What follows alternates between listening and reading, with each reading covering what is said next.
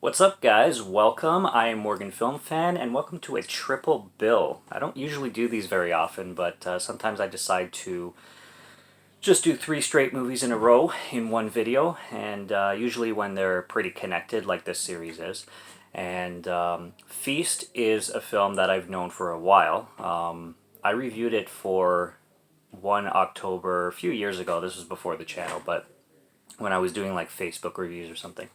But this is a film that I've watched a few times, like quite a few times, and I've always loved it, even from the first time. There's some things here and there that I wouldn't say is perfect, but for a genre film and for a horror film, everything about that is perfect. For a monster movie, it's perfect. Like it's a perfect monster movie. It delivers exactly what you want from B movie schlock. It's perfect cheese. It's gore central. They really knew what they were doing when they were making this film. Directed by John Gulager. I'm not too familiar with his filmography, but he directed all three, so that says something about his style for sure. And then you got the producers, which is ridiculous. You got Wes Craven back here, Matt Damon, Ben Affleck, Chris Moore. Like, when would you ever hear of Matt Damon and Ben Affleck being interested in like B movie horror? It, that took me by surprise, but seeing their names on it is pretty cool. And obviously, it's a passion project if you've seen the film and you know what it's all about, kind of thing. But the original Feast, the one that I've watched, well, completely, because the other two I just watched for the first time. I recently bought them and I'll be reviewing them as first time watches. But this one I've watched many times and I absolutely love it. Now what you get is you get this like Western, county bar, which all the local folks come to drink and party and whatnot. And everybody is pretty stereotypical. Now, the way this film starts is it starts to introduce everybody with title cards. So it'll introduce them by name, by occupation, and funny enough, they have like when are they likely to die or something, and they'll always put like funny ass things about each character, like should have been dead already, or probably most likely to live, probably will last like 2 hours or whatnot, and they always just say stupid shit about all these characters. They also don't introduce a lot of them by name. You got bartender, you've got grandma, you've got this guy. They do introduce him by name, but they call him the cheap man's Tony Robbins, which he's my favorite character because he's all about the like motivational speaking and stuff like that, and just the way he talks to people. He's always in that mode, no matter what's going on. I mean, you got monsters friggin' invading a bar, but he's always in that mode. He's the funniest. And then you got these two guys who you can tell they're friends and they're like the typical like small town folk, um, stereotypes kind of thing. And you've got like the single mom waitress, I think they call her, and yeah, just all the characters are quirky, but they're not. They're It's not made in a way where you're supposed to like remember exactly what they do and who they are. They're kind of like group characters that they're not even developed that well to me. There's another character, actually, one of the bartenders, called Honey Pie. She's one of my favorites too. It's actually funny when she starts to take a liking to the cheap Tony Robbins dude, and she's like, "Oh, you're not from around here, huh?" And he's like, "How? What gave that away?" And she's like, "You have all your teeth." That's good. And then he goes to pay the bill, and they're about to go home, but then he reaches into his pocket for his wallet, and his wedding band falls out, and then she's all like, "Yeah, peg," and all that shit. But and then monsters come. So that's the story. You get all these quirky ass small town folk in a bar with all these different personalities, and then monsters come. This film, one thing about it that kind of gives me a headache sometimes, depending on when I'm watching it, is it's very choppy. The editing is fast, like fast cut, like 0.5 seconds at a time sometimes. It's just boom, boom, boom, boom, boom, boom, boom, like the editing is, and shaky camera a lot, including with the fast editing, can kind of turn your stomach sometimes. especially with all the gore splatter that goes on throughout the film. Um, but other than the really fast, really high intense editing style that the film has, the film is an absolute B movie, gory blast. The monsters, they it starts off with this little one, and you think it's gonna be like an infestation kind of monster style because you get this little monster that's like yay big, and it's like crawling around, it's spitting, oozy stuff, and then they eventually end up taking care of that one, but then they realize there's these two monsters outside, and they have these long like buffalo looking skulls, um, with the horns and everything, and they have these what look like blankets over them. So they're really weird looking monsters. But they also like to fuck a lot. There's a lot of monster sex jokes in this film. They reproduce real fast. Basically, they have sex and then they immediately pop out another little monster. But there's a lot of jokes on that. There's one scene where one of the monsters from outside spits out a bunch of like slimy shit on this one guy who they call Beer Guy. He also doesn't have a name.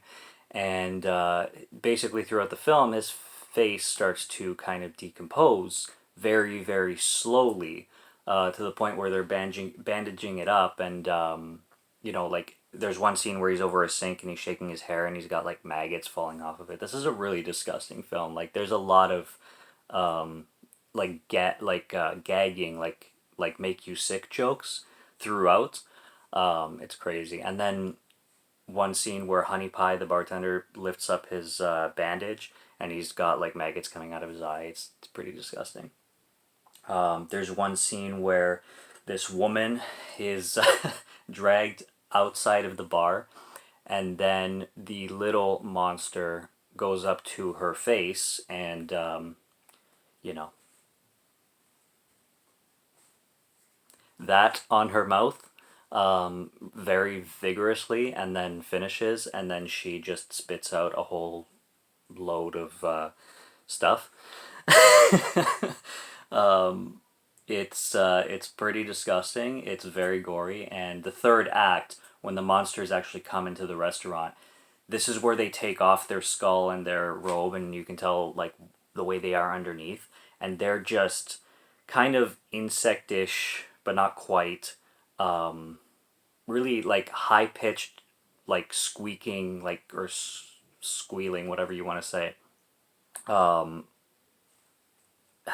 like I want to say rodent style, but it's different. Like they're kind of like they're slimy, they're crawly, but they look like that, I guess, underneath their cloaks, and they look great. Like they look fantastic, and they just wreak havoc. Like they're the kind of monsters that you wonder like if they would be even possible to kill, because they're so fast moving and they're so incredibly vicious that yeah, it's just it's an absolute bloodbath with it, and it's one of the funnest beef films that I've seen. And if like massive gore and massive like high pace is your thing, then it's definitely going to be right up your alley. And I also love the bar setting. I like small settings. I like the enclosed space where they're like trying to like board up the windows and all that.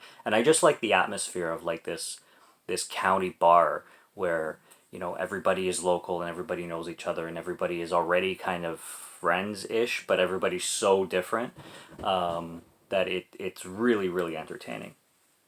And then, like I said, I've known of Feast 2 and 3, and I've always wanted to watch them. Just been meaning to find them for a cheap price. And I found them used, and I decided that I will be reviewing them. Now, I'll probably be doing, sorry, more in-depth reviews on each in the future, because like I said, this is my first time watching these, so I'm just going to give you my basic thoughts and rundown on them. But I'll probably do an individual review for each one. Not that I just, not that I didn't cover most of the first already, because like I said, it's a very, very simple premise, and so are these actually. So the second one I like how they. I like when films do this. I like when films of this caliber do this. Is connect them right from where the last one ended, and Feast Two does that exactly. It starts right where the last one ended. You get introduced to this woman, this biker called Biker Queen. That's the way they introduce her, and she was the sister of a girl that died in the bar. One of the heroes. That's one thing about the first one too. There's two heroes that they one first a guy and then the woman. They introduce the guy first, and they say he's most likely to live, but then they show him like at a window, and someone says to him like, "What are you doing here?" And he's like, "Looks to me like I'm saving you, or looks to me like I'm about to save your ass," or something like that, and immediately gets chomped. So it kind of plays that trope of like who you think is the hero gets killed off like that.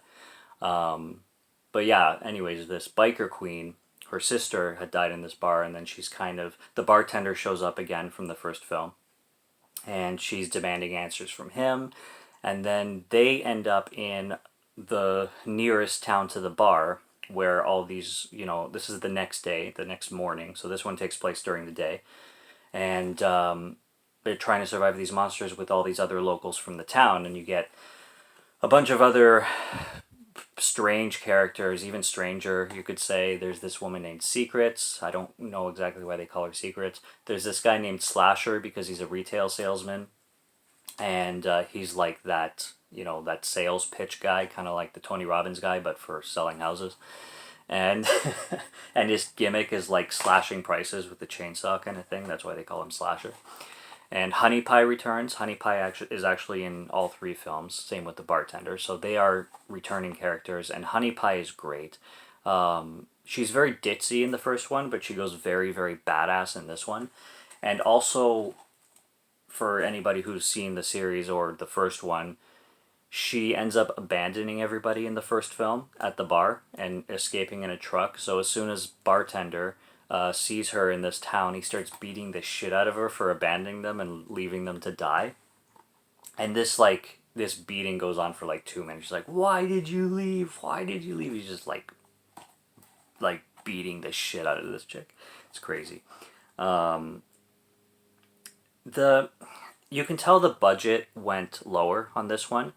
There's a lot, and I mean a lot, of really bad green screen. Like, I wouldn't say Mortal Kombat Annihilation bad, but it's pretty damn close. The green screen just is not well done, and I don't know why they didn't put a little bit more effort into it. There's also there's also new characters that are introduced. They're funny. They're the biggest comedic relief of the film. They're called Thunder and Lightning, and they're two little guys.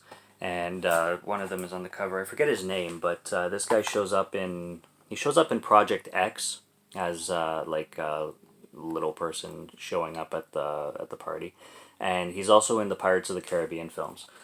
But yeah, he has a brother who's also a little guy. Thunder and Lightning, they call themselves. They're wrestlers, and they're both Mexican. And the shit they say, it's they're very entertaining. But and then there's a lot of gore too. There's actually this one scene. It's disgusting. One guy in the film, his name is Greg. They introduce him as Greg. He decides upon himself to dissect a monster, one of the dead ones, to see like where they came from or what their, you know, strengths are, weaknesses are, stuff like that, to see if they could find a way to kill them or whatnot and get rid of them.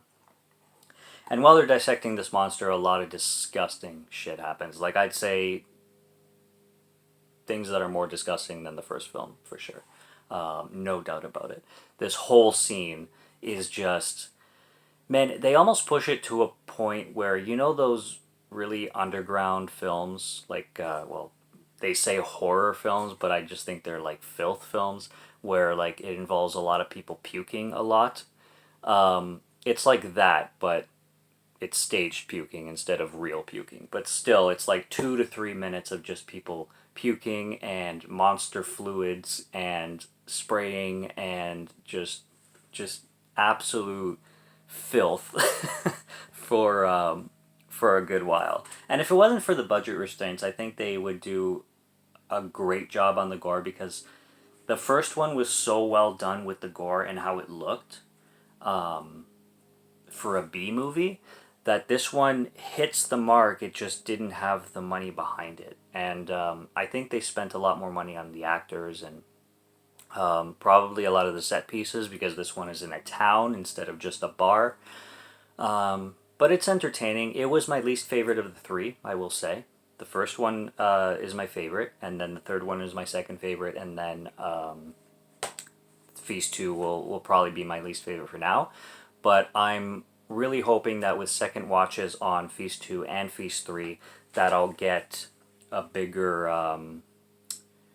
script on it, I guess, and more to talk about, and more to understand about it, especially if I like really dissect it a lot more. But for now, that is my least favorite, although it's still fun, and it's a really, really good follow-up to Feast.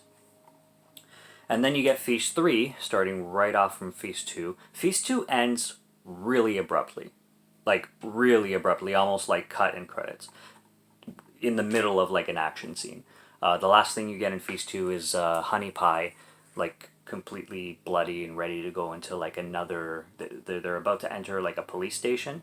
And literally, she's about to enter, but, like, she's about to have this, like, huge battle, and then it just ends abruptly. And the third one continues right from there, and these people, including the bartender, Honey Pie, and the Thunder and Lightning guys, and the Biker Queen. The Biker Queen also it comes back in the third one. They basically go through this police station. They meet this guy called Shit Kicker, and Shit Kicker was basically defending the whole police station on his own.